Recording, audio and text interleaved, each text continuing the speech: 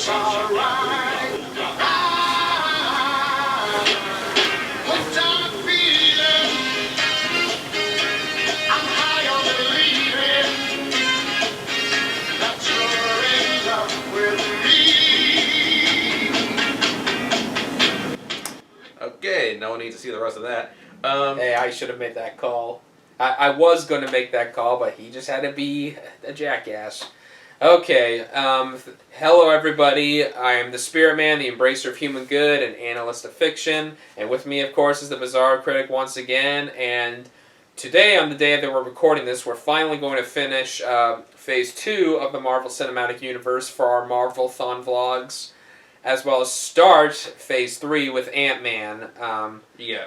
It's Phase 3, okay? I know people are going to go in the comment section saying, actually, it's Phase 2. No, it's Phase 3. We all know it's Phase 3. It's the beginning of Phase 3. It's the perfect beginning of Phase 3. Yeah. Since it literally has nothing to do, even if it takes place during the time of Age of Ultron, I think. It only talks about it once. Like, the only time it really brings up Age of Ultron, now we're going off tangent here, the only time it brings up Age of Ultron is during near the beginning of the film and the fact that we go to the compound. But we'll get more into that later in another video. In the very next video. So, no, first, Age of Ultron.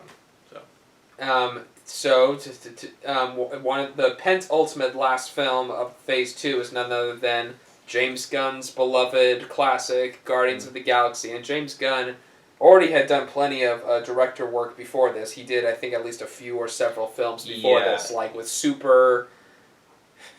was it Kick-Ass? Didn't he do Kick-Ass? He didn't do Kick-Ass. Kick-Ass was done by someone else, but yeah, he also, and he has been familiar with sci-fi. One of his best known works being the horror film Slither, which if you have not seen that film, check it out. It's disgusting, but it's also kind of awesome to watch.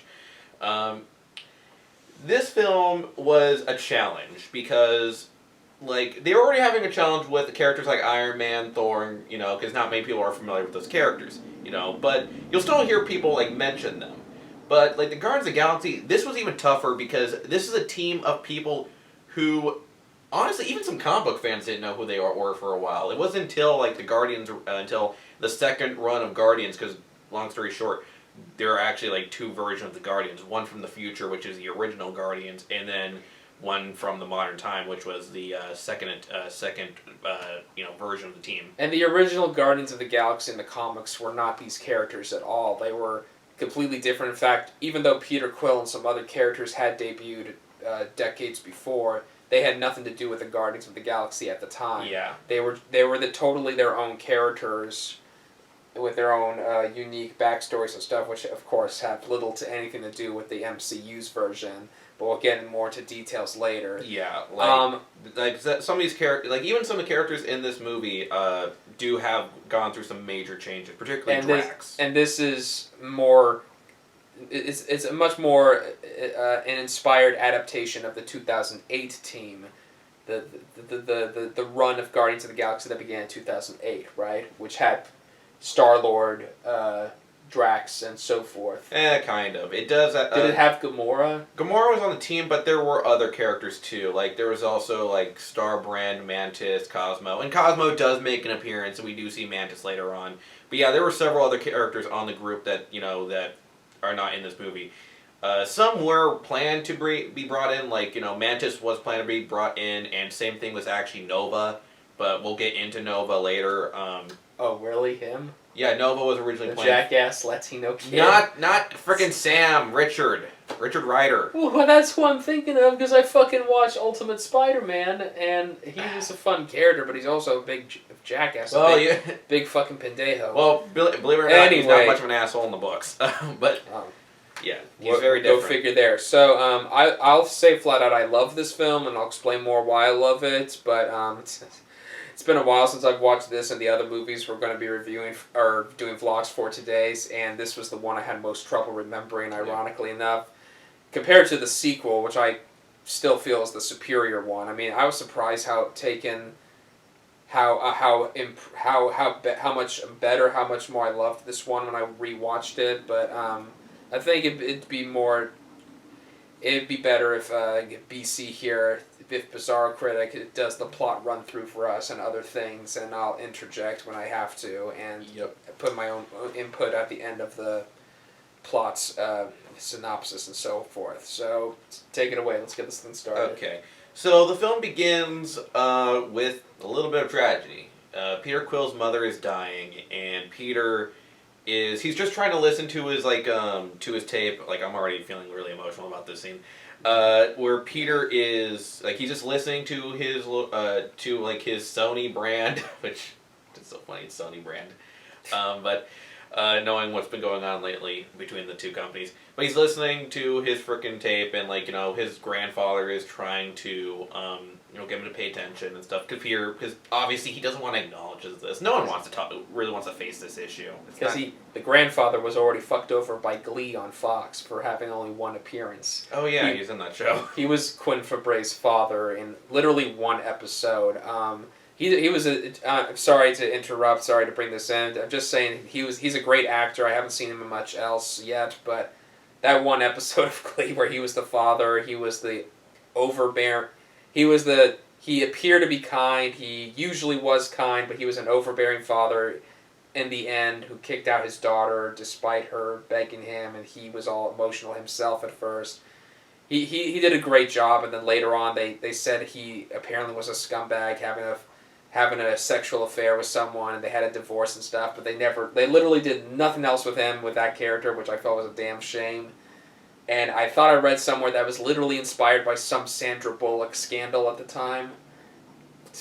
But anyway, so here he is having a role, a small role as Peter Quill's father, where grandfather. His grandfather. But yeah. And then of course there's the mother who's dying.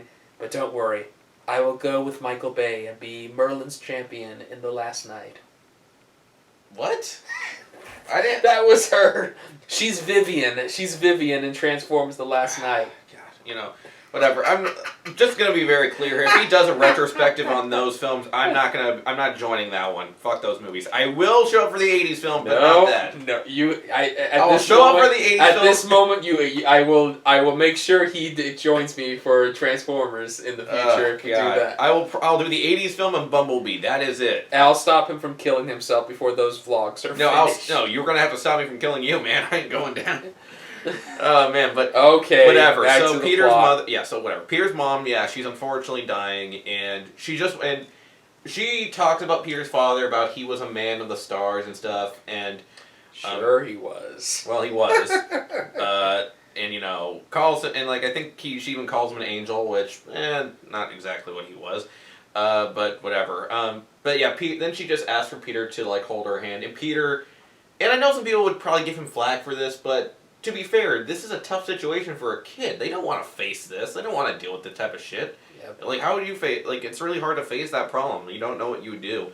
And Peter, he just runs. He just runs away. He goes outside the hospital just to just breathe, I guess take a breath, just try to process what's happening, until a ship shows up and sends him away. And we fast forward to the future.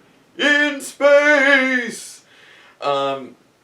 Where, Peter is on a mission, and we get the idea of how the tone of the movie is going to go, and again, this is a great way to do tonal shifting. We just had an emotional moment, and how they shift to this really hilarious scene of Peter dancing to Come and Get Your Love is freaking hilarious. You should have played that song at the beginning. Yeah, but honestly, I like that song more than Come and Get Your Love, though it's a great song. But yeah, it's a really good scene there of Peter just dancing around while also knowing exactly what he's doing. It really shows how skilled Peter has become as a thief, because he's just nonchalantly doing all this shit. We have one of these weird rat creatures, I forget what they call them, charging at him. He just grabs it like it's nothing. Kind of just showing that he's very skilled. After the little musical number and stuff, we find out what he's after. It's an orb.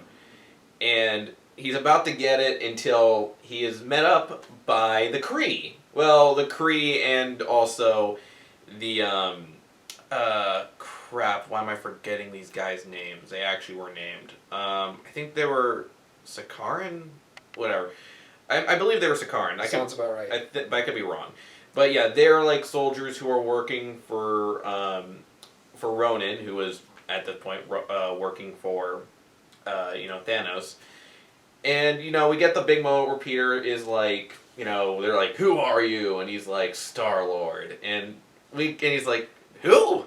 Star-Lord, legendary outlaw. Come on." It's really cool. We lead to a really awesome chase scene where Peter's trying to get the orb, and he is like, he has some difficulty, but he gets out of there pretty fine, and he ends up in his ship named the Milano, and heads off. Well, right before that, he gets a call from his his adopted father, Yondu, who I'm pretty sure some people know this, but to the people who don't know, Yondu, the reason he was actually incorporated was that in the original Guardians of the Galaxy series, that again took place in the future, Yondu was one of the founding members. Granted, that Yondu was a very different character, but they wanted to kind of create this version of Yondu to kind of give an idea of what he probably would have been like in a much more savage time. Not saying that the time that the original Yondu lived in was as perfect, but still, it was really interesting they did this. But yeah, he's pretty much like mad at Peter because like he's taking forever to get the freaking orb, and once Peter goes to why am I forgetting the name of the planet? Seriously, he goes to the Nova home, the home world, the Nova Core, which the people that Xandar, that's it. And the Nova Corps is, to people that don't know what the Nova Corps is, it's kind of similar to the Green Lantern Corps from DC, where it is a group of, patrol, of, space cops, but then instead of calling Green Lanterns, they're the Novas, and instead of a ring, they use a helmet. Now, granted, this Nova Corps is very different, where their laws strictly only go to their planet, apparently. They do have some influence somewhere else in the galaxy, but apparently it's not as strong, and their helmets do not make them fly or shoot lasers. And also, and again, I brought this up, originally we were going to get Richard Rider Nova, but because of time reasons and scheduling, I guess they decided to cut Nova out. He was scripted, they had concept art of him, you can actually find it online if you want. And apparently this was supposed to also lead to his own movie, because I don't know if you remember this, but back when they were showing the original lineup for Phase 2, Nova was on the listing. Like, we were going to get Nova. That does sound familiar. But, yeah, we got cut. They cut that out because it just, again, time reasons and stuff. And Humans also got cut out, but that's a whole other story I'm not going to get into right now. Fuck that story. But, yeah, so Peter is going to head down to Xandar and stuff, and he's going to send it to a guy. I forget they gave this this man a name, but he's like this collector, not the collector. And while Peter is trying to get the orb, Ronan is getting chewed out by, Thanos. Well, first Thanos is, the voice of Thanos, the guy who keeps talks to him most of the time. The other? Yeah, the other. Oh, whatever. I like to call. Honestly, I like to call him the voice of Thanos or the mouth of Thanos because he reminds me a lot of that guy from Lord of the Rings. But know that he suffered terribly. I was asked to present a token for you. Yeah, I actually kind of felt like at one point I thought he was going to say something like that. But hell, actually, if I've actually dubbed that line over, that would fit too well. But yeah, like the other is kind of like chewing him out. He's telling him that he was ridiculous, he was foolish and stuff. Oh wait, no, that happened later. I forgot there was something else that happened right before that. That being the introduction of Ronan. I totally skipped over that part, my bad. But yeah, the introduction of Ronan. Now, with Ronan, they pretty much make it clear what his deal is and what he's all about. The Kree and the Nova Corps have stopped fighting with each other. Now, this was interesting because usually in the comics, they're usually associated by fighting the Skrulls.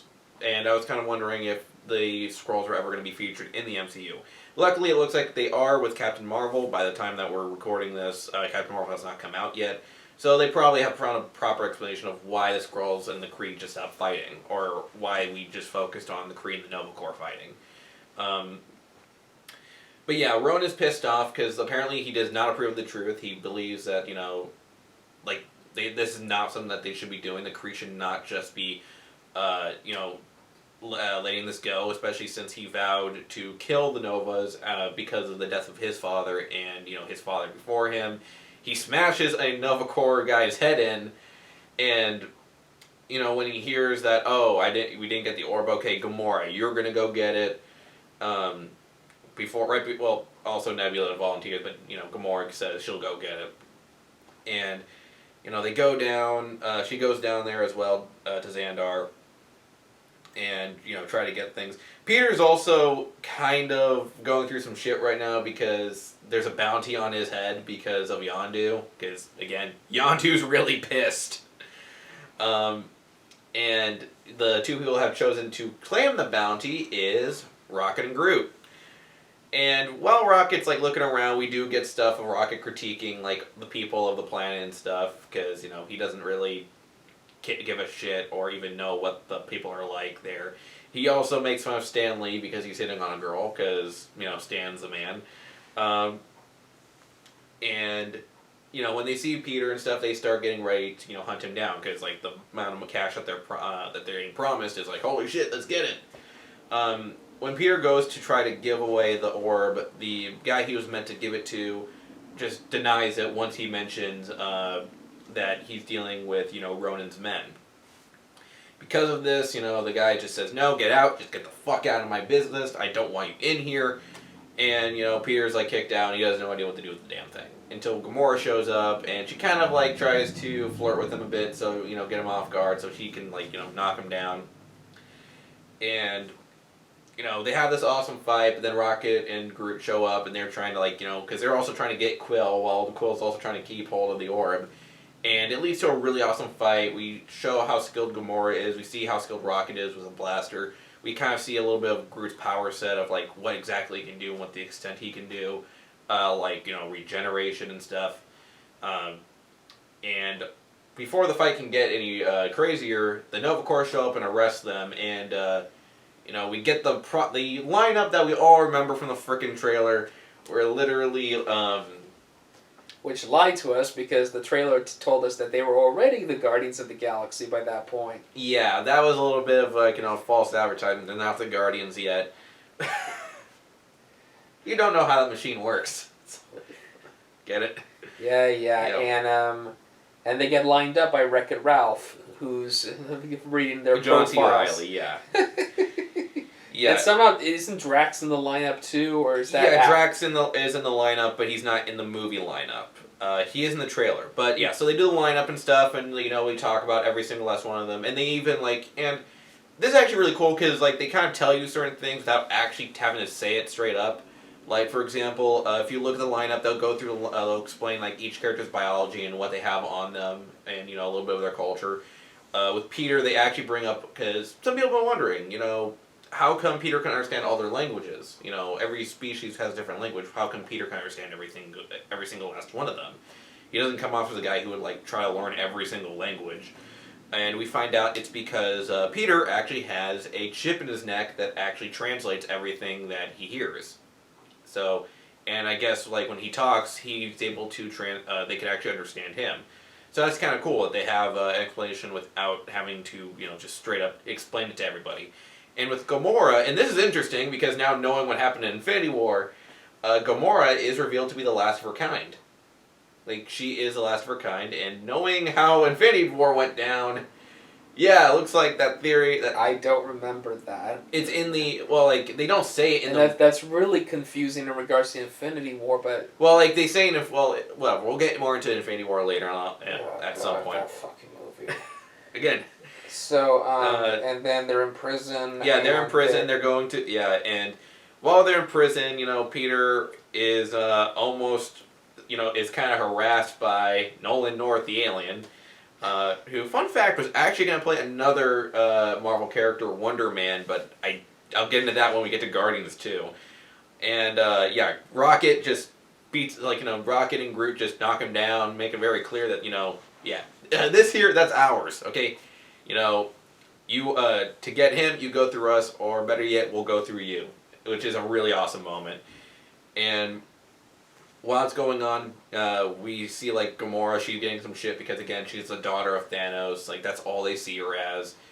And speaking of Thanos, we get the introduction of Thanos. Yeah, I'm back to that. And Which is kind of an awesome scene. yeah, it's a well, dude. That's when you know that they got Thanos down like that. At least like the core element of like his imposing like demeanor. Yes, and the Thanos we know and love from the comics and cartoons, the one who is obsessed with death, with pleasing Well, they death, never. and Well, actually, in the movie, they never destroying talk the about universe. Death. They never talk about death in the movie. To challenge them. No, in Avengers they did, but they never talk about death in Guardians. Actually. Yes, but still, what they were imposing at the time felt like that. Yeah. When I saw Thanos, when I read about Thanos after seeing the end credits of Avengers, I was like, "Who is this Thanos guy? It kind of sounds awesome." Yeah. I read about him. Holy shit, this guy's awesome! I can't wait for the last Avengers films. Whatever. It was still a good then, take, man. It was and still well and done. when I saw him in Guardians, I was even more excited. Yeah. And I like the whole thing with him because, like, literally how he talks, that's how Thanos talks. Like, you know, I love that, especially that one line where he's just like, if you fail, I will bathe the starways in your blood. And I'm like, oh, shit, that is epic. And, like, you know, he even, like... And I don't care that you killed my servant, who was an awesome minor character. In I got a Avengers. truck full of them, man. I don't care. And Like, I got the Black Order. Clearly, Disney and Marvel didn't care either. It's and the Black. Then you have the Black Order, Black Hand, or whatever. Black Order. Which- Black Hand's a DC thing. Which premiered after the first Avengers film. Actually, no. It premiered like I think shortly after, like you know, not even like around the same time. I think it actually happened around like Phase 2. They started doing Infinity. I'm gonna interject into the plot here for a moment, a minute. They after Thanos and Ronan make their deal, and Thanos says that line, "Get me my favorite daughter back," and Nebula's like, "Thanks, Dad." Thanos, Gamora, the one thing that we can say that they kept clear with Thanos in the MCU is that he is hands down the worst father you could ever have. and let's see here, Gamora. We learned that Gamora has more nobler intentions, in which I can't exactly remember. She wanted to destroy the stone. No, right? she didn't. She was going to give it to someone else. No, wait. She was going to give it to Xandar, I think. No, wait. Oh, she was going to give it to the Collector. She was going to give it to the Collector. Because the Collector was offering. Yeah. And she wasn't really doing it for a noble reason. She was trying to get out of Thanos. Like she just wanted to be away from him, and the Collector was offering big cash for whoever can give him the orb. I remember Gamora making it clear, like, that thing is too dangerous. It could kill countless innocent people. Yeah, which is true. But I think she was mostly doing it because, one, she knew the Collector wouldn't really use it. He just wants it. Or at least it looked like he just wanted it. We don't know if he actually planned on using it. But also because, you know, she made it very clear, like, after this, she was going to get well paid and leave. She didn't want anything to do with Thanos or even, like, be acknowledged anymore. She wanted to go somewhere where she could just be in peace. And also this led to the introduction to the character that had hands down the biggest change from comics, that being Drax. Now, I'm not going to go too deep into this, but I will say that in the comics, Drax has a human origin. He's actually from Earth. Right. And, you know, he actually was, like, he dies and, like, you know, he is, you know, brought back, he's kind of resurrected and he becomes Drax the Destroyer. When he first showed up in comics, he was a little bit more of, like, kind of, like, you know, more of a heroic superhero-esque character, but as time went on, the character changed, and they went for more of a savage version of Drax, where he looks more like Kratos from God of War, which, apparently they say that wasn't intentional, that was completely, like, coincidental, like, just so happens Drax looks like Kratos, but... yeah, Drax is there and he wants to kill Gamora, and you know Drax, you know it's because, like, you know, in this universe, you know, Ronan killed his family, and you know he plans to, you know, kill Gamora to help, you know, justify and to show that he will, like, at one point take on Ronan, and you know before he can pull the final blow, Peter shows up and saves her. You know, and we get the whole and we kind of all see a difference between Drax, at least until the comics recently, because now the comics kind of have to adapt elements of the characters from the movies. Or aspects Which of is them, stupid. and that is Drax is a little bit he doesn't really understand, phrasing. He doesn't know or not phrasing, but he doesn't know metaphors and stuff. He doesn't really get what that means, or what certain gestures could mean. Because when he says, "I don't want to put my finger through," on his neck. He's like, no, it's to represent and then Peter has to explain it to him. That's right.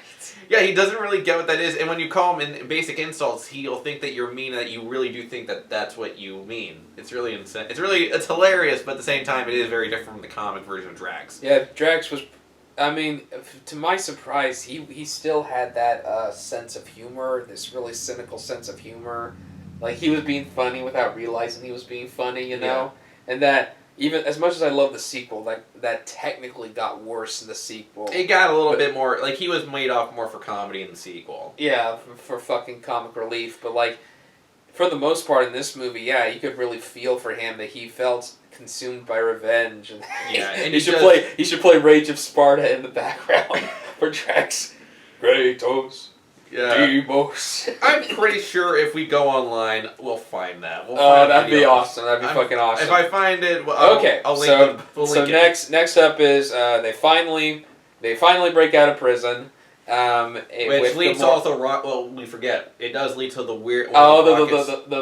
Rocket's weirdest obsession, which is it's his leg. Yeah, which is Rocket's weirdest obsession. That being that he likes to take body parts. He likes to take robotic parts. And I hope someday. What do you need the metal leg for? Oh, I didn't need it. I just thought it'd be cool if you get it. Yeah, he just loves the idea. What? I gave him 30,000 units. You fuckstick. Yeah. Okay, he didn't say fuck stick, but yeah, he's and we find out Rocket just did that because he just thought it'd be funny, because he doesn't want to be just imagine that guy walking around, just trying to hobble around looking for his leg, or just hopping around without it, it was pretty funny, and yeah, it leads to them, breaking out, because, Gamora, after the whole thing with Peter and stuff, they say, hey, look, help us out, and I'll split the cash with you people, and they all agree with it, and, so... after, they break out, and, they go back to the Milano, they get the ship, Peter gets his tape back, because, obviously, that's his last thing from home. That's the last thing he has left of home. So, of course, he's not going to just leave, he's just going to, leave it behind. Right. So, after he gets it back, and, he flies away while the song Pina Coladas is playing in the background. And then we have the dance scene with Gamora. No, that's later. No, is that after the Collector? No, we still need to get to the Collector. We're not there yet. We're not nowhere yet, man. You gotta wait a little bit. So yeah, and then also Drax, calls him an idiot because he's like, this is a fine warrior. What did you get? And he's like, you're an idiot. Just and.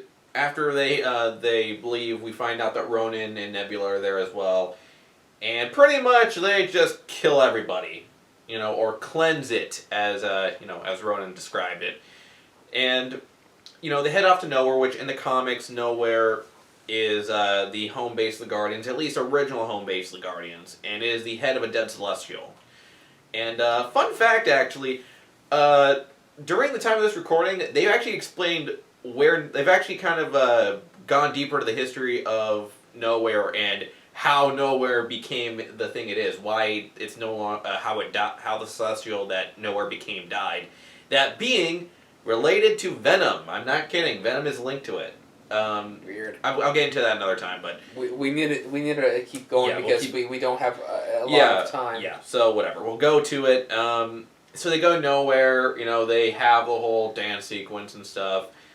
Which is a fun sequence because Gamora thinks it's a trick and tries to pull a knife. Well, also we learn about, and also they dive deeper into Gamora's history with Thanos, and she says, "I'm sorry, Gamora. You're just the sexiest green alien ever. I was a big don't ever take off your green alien makeup, Zoe Saldana." I was a big fan of Star Trek.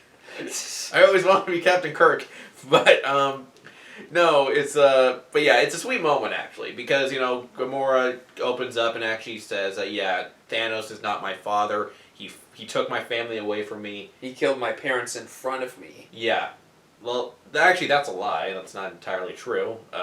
She wasn't actually there when it happened. Like she was there, but he made her not look, which is, again, we'll go deeper into that later. But Peter tries also, talks a little bit about himself, but also talking about dancing, and she says how she does not dance. And right before they dance, he talks about Footloose and the greatness that is Kevin Bacon. Which apparently which apparently he shared the story with everyone because Mantis brings it up in Avengers: Infinity War. But yeah, they have their moment. Rocket and Drax fight, and we get a little bit of Rocket, which is because it is actually a sad thing with Rocket, and that is Rocket was experimented on, and some people, and even though like the galaxy's filled with weird things, some people do look down at him and call him a rodent. I think he was an experiment, right? He was. They created him. Yeah, in the comics, him and several other creatures were made in a lab and turned into these enhanced animals. In fact, wasn't he drunk when he to explain his origins in this movie? Yeah, well, both him and Drax were drunk because they were gambling and stuff, and Drax kept saying, "Let's put this vile liquid into our bodies." And it's actually a really great scene of Rocket. Again, this movie does a great job of swapping the tone very well. Because with Peter and Gamora, it starts off very romantically, then it becomes more comedic, and then we get to Rocket and Drax, which is a very dramatic moment for Rocket. Because again, it's just him saying, "I did ask to be taken apart and put back together over and over again." And you really do feel for him, because you can tell that he just went through pain. Hell, there was a scene earlier during the montage where we see them getting ready to go to jail. Peter notices that Rocket has so many implants in his body, and it just looks pretty bad. Rocket's whole story in the comics is really interesting, where he comes from a planet that was full of nothing but crazy people, but that's the whole thing that I'm not going to get into right now. Maybe in a future video, or a spin-off video in my own channel. But yeah, Rocket is, after that whole thing, Rocket and the guys go to the Collector, and we go into some serious lore, where we are introduced to the Infinity Stones, or proper introductions. We got hints of it in Thor, and now we get a full-on introduction of what these things are. And, being explained so well by the Collector. And he's very different from his comic book counterpart. He's not as, really, over dramatic and kind of freaky, but, it's really well done here with him, because yeah, he talks about the stones. We get a glimpse of an actual Celestial from the comics, which is really awesome. He even looks like a Celestial from the comics. They keep the basic design, and they pretty much explain how only the most powerful beings can actually wield a stone and survive. Even saying that even just trying to spread your power out doesn't help. It will still kill you. It will and while this is going on, we see the Collector's servant, who is not the same servant from the previous movie, it's someone else, and who clearly does not like this job at all, decides to take the stone, claiming, "I am no longer your slave," planning to frickin' use it to kill him. And she doesn't even care about her sister, who's in the... Are they sisters? I didn't even think that was the case. I thought they were just a fellow, just another part of the species. I don't know, but yeah, it's actually a really cool moment, even though she's a freaking idiot. Yeah, because she apparently didn't pay attention. She just heard her master explain that mortals can't touch those things. It's impossible to wield them without dying. Fuck that, I'm gonna go out in style! Yeah, just grabs the whole thing, and then, when she grabs it, her body just, it quickly just shows it's unstable. She starts falling apart while the place is blowing up. The Guardians are able to get out of there in time. They don't show the Collector, so it makes you assume he's dead, but we all know he's fucking alive. At least for now. And, everyone's getting, and a bunch of his collections, which is actually kind of funny, because they actually do a reference to to Arrested Development in there. If you know what I'm talking about, they have a character from that. And then Drax calls Ronan. Oh yeah, because he calls him here and he's just like, "Hey Ronan, like you're a pussy. Come down here. I got the stone. Come at me, bro." I Type don't of moment. remember him saying That's- he had the stone. Well, he didn't. No, but he gave him the location. No, but I'm pretty sure he did give him the location because that's what they were after. Because Drax was desperate for revenge. Yeah, and instantly regrets it because Ronan, when he shows up, just kicks the shit out of him, like he was nothing. Like they kind of show that Ronan's fighting, like the way Ronan fights though is actually pretty cool. I kind of get that it's also because like I'm pretty sure with the way the actor's dressed, particularly with the helmet, it's a little hard for him to move his head around. So they have to go for a fighting style that would have to limit his movement but still look effective. But it was still pretty cool because again he just takes him out like he's nothing and then throws him in like I forget what it was. I think it's pretty much. I think they say like it's like brain fluid from the from Nowhere because again Nowhere is the dead have a celestial, so of course its body parts are very valuable. In fact, they even show a mining crew just taking its bones out, because celestial body parts are so rare, though super illegal.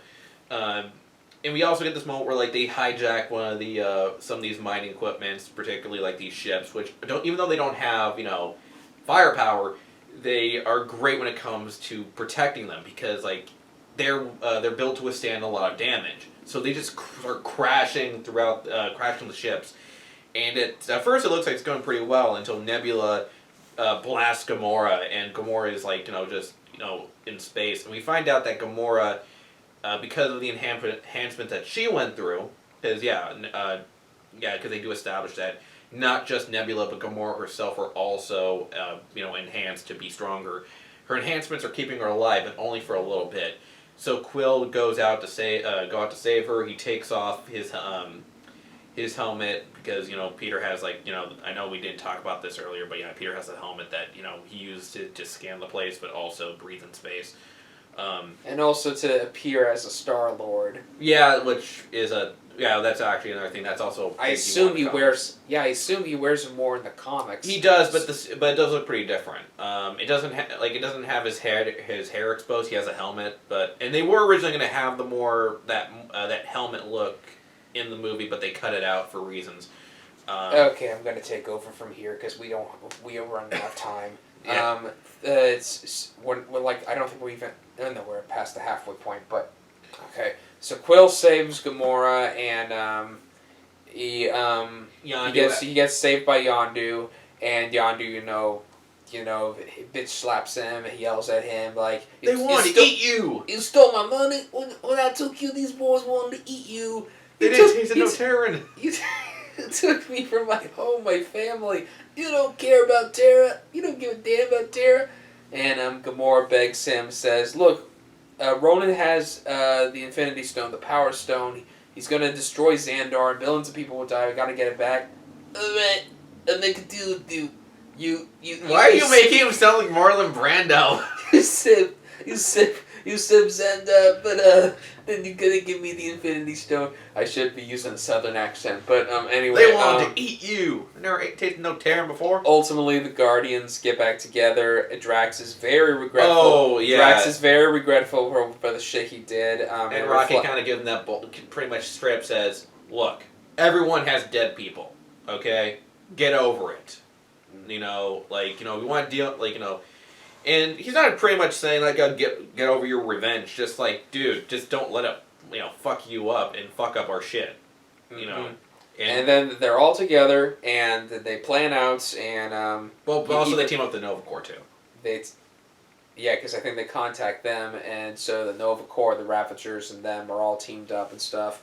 And they talk about how they're the most unlikely team to be put together like this, but they have to, not just for their sake, but for Xandar's sake. And then eventually all of them are standing up, including Rocket says, "There, I'm standing too. Now we're all standing. A bunch of jackasses in a circle." Yep. And then they go execute their big plan, save the galaxy. Yeah, because Ronan decided to, screw Thanos over.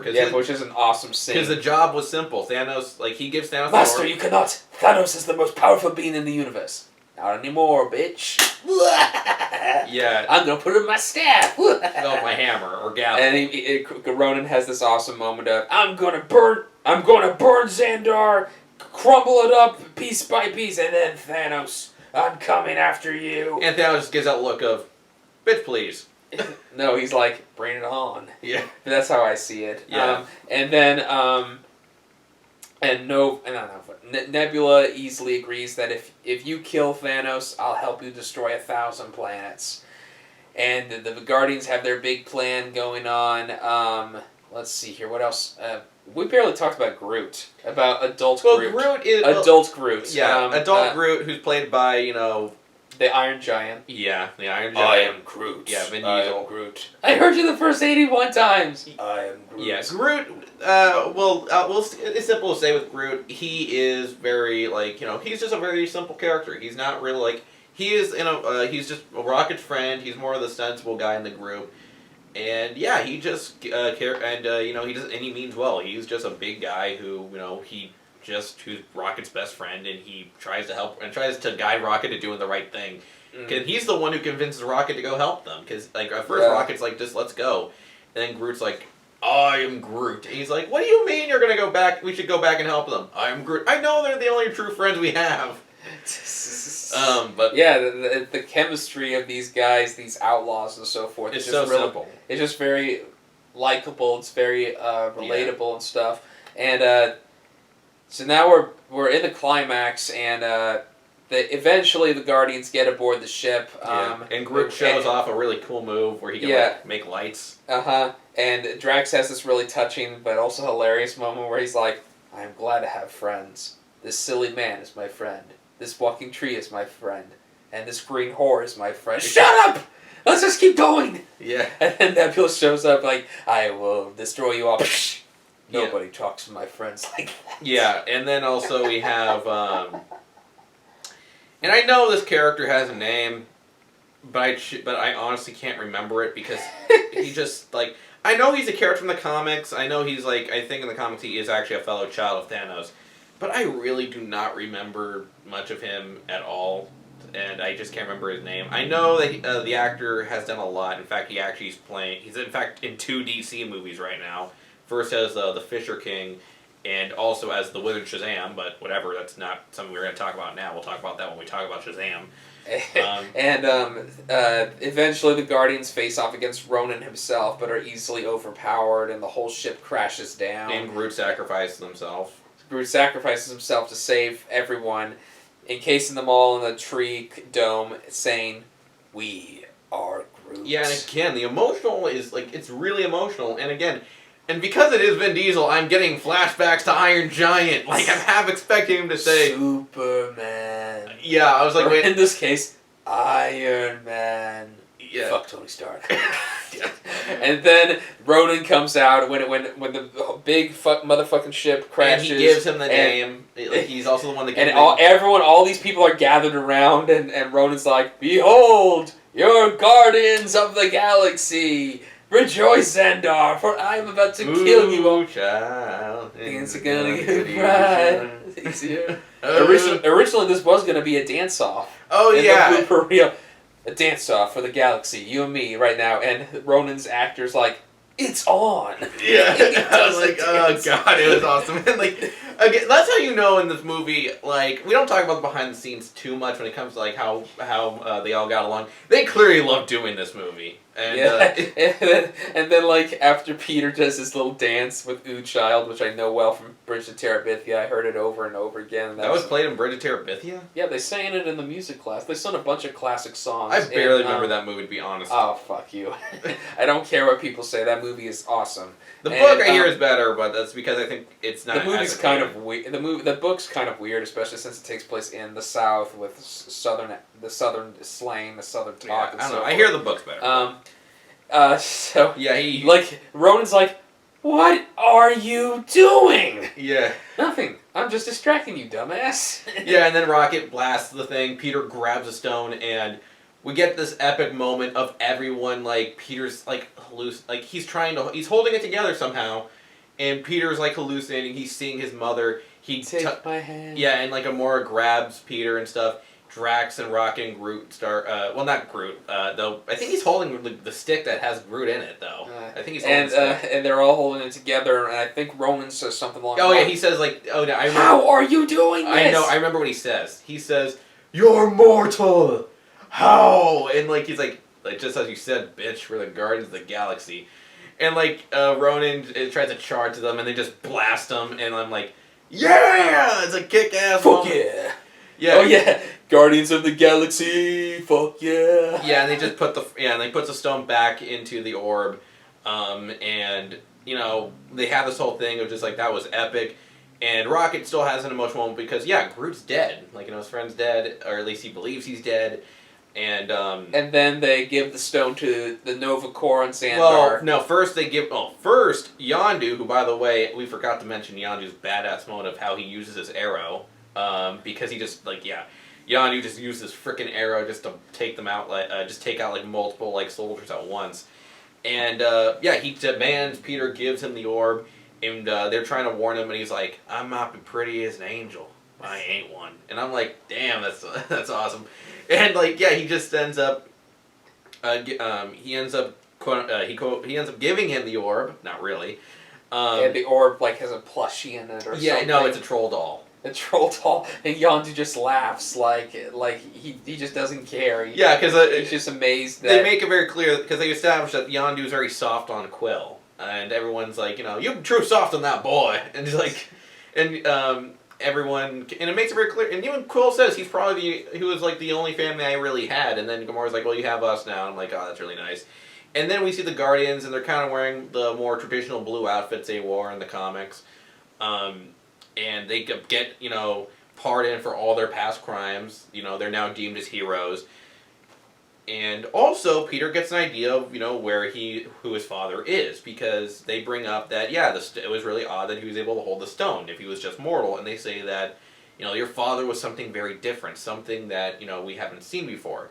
That also was a sign that they were going to change Peter's parentage, because in the comics, Peter's father is Jason of Spartax, and they weren't going to incorporate Spartax, and they made it very clear they weren't going to incorporate Spartax, because Jason, though a very, rich and powerful man, would not be able to pull that shit.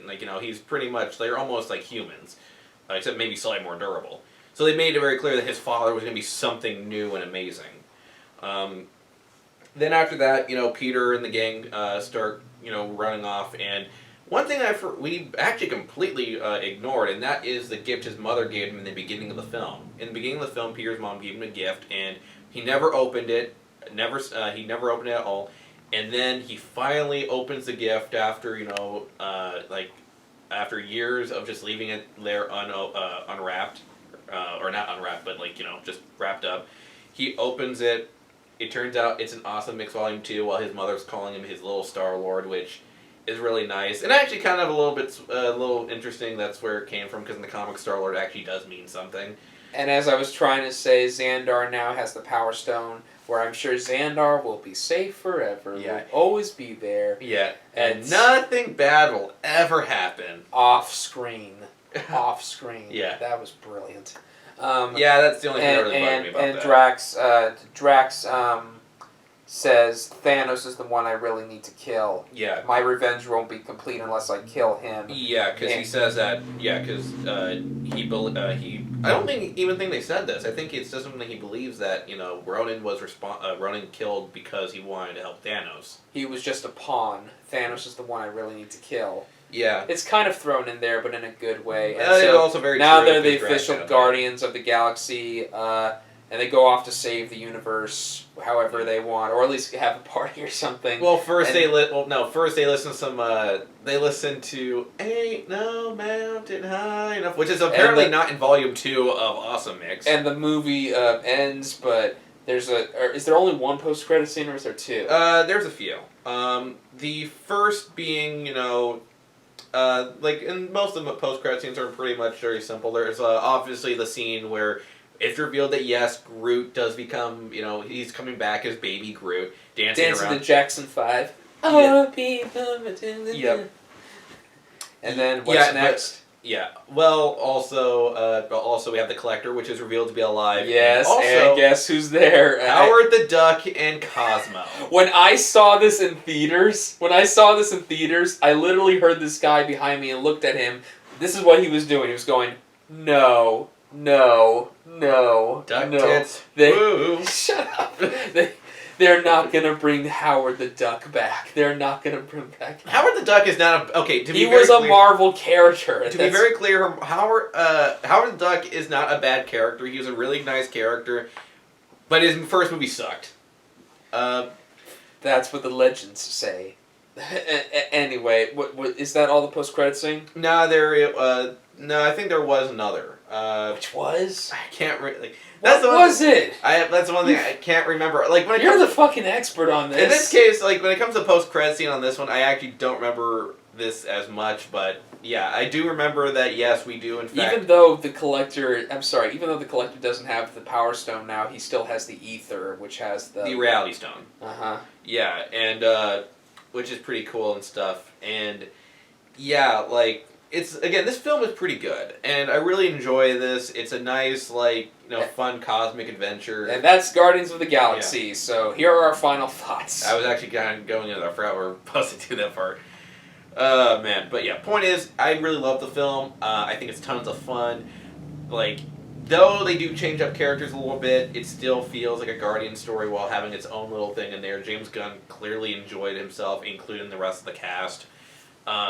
If I had any real gripe about it, I guess I would say that I wish we got to allude a little bit more to Nova himself as a character, because again, I'm not a big fan of Richard Rider, but I always thought he was a cool character, and I always wanted to read more of him. Whenever I read the characters, mostly in Guardians, and he was always tons of fun. But yeah, I really enjoy it, and I really hope we get a third movie, because right now at this recording, Marvel's really weird with it right now, because James Gunn got fired. Thank you, Disney. Wasn't it officially canceled, the third movie? No, it's just on the back burner for a while, because they're looking for a new director. They thought about. I'll say this real quick. They considered Taika Waititi, because the Thor film.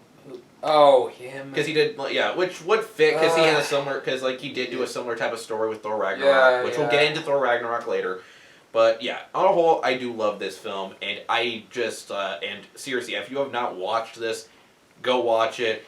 It's awesome. And also, just as a cultural standpoint, it did bring back people to more, cultural, more like classic songs. Like, yeah. I have a niece from the 80s, right? Yeah, well, freaking 70s too, man. 70s, 80s. Because the 80s, everyone loves the 80s now, and probably in the 2020s, it's going to be everybody loves the 90s. Everybody remembers the 90s. Oh, great! We're going back to the era of extreme comics. Don't sue me. Don't sue me, Linkara. What was the last thing you were trying to say? Yeah, I was just gonna say that. Yeah, a lot. I see a lot of kids nowadays, younger kids, just listening to these songs, and that wasn't something that we would actually notice that we would see that much in. I don't think I sound so fucking old. I'm only in my 20s, but this was during the time when kids were just. Kids would listen to more of those modern songs, which most people don't like nowadays. But now we see more traditional songs and more people listening in on them. My niece freaking she loves listening to stuff from Blondies and stuff. Which if you've heard the band, go check them out. You mean the one of Heart of Glass? Well, no, you ever heard of Blondies and stuff? You ever heard of that band? Yeah, they sing Heart of Glass. Yeah, right? but also her song is hang on the telephone, but whatever. Okay, I gotta wrap this up with my final thoughts, and then we're gonna end this. This is an awesome movie. This is a great origin story for these characters. It's very, very different from the comics, but in regards to these characters, they kind of had to be because nobody knew who the Guardians of the Galaxy were, as far as I'm concerned, as far as I know. Which is a shame because they have their own unique history and all that. When I first saw this, but way back in 2014, I didn't care for it much. I did think it was great, but not that special. But now, I appreciate it a lot more. Like Bizarre Critic said here, there's a great balance of tonal shifts, which other films should have tried harder with. But yeah, there's a balance of comedy, but it's drama and romance and tragedy and so forth. You really feel for these characters as they come together and do what they need to do because it's right, even if it's something they don't want to do necessarily. And the boundary we have there between aftermath of saving the universe, saving the galaxy, whatever. They don't make it clear what galaxy this is. This is apparently the Milky Way galaxy or the galaxy next door. And they don't make it clear. The galaxy is very especially considering how Thanos is literally from Titan, which is a moon of Saturn or something. Well, in the comics, but I think they change up a little bit in the movie. They always make it very different. Like the introduction of Thanos was great. Ronan was a damn good character who was obsessed with justice, but mostly revenge and stuff. Which is very close to his character in the comics. And Gamora was a very noble character right from the start, despite certain selfish things she had going on with her and all that. Peter was a great leader.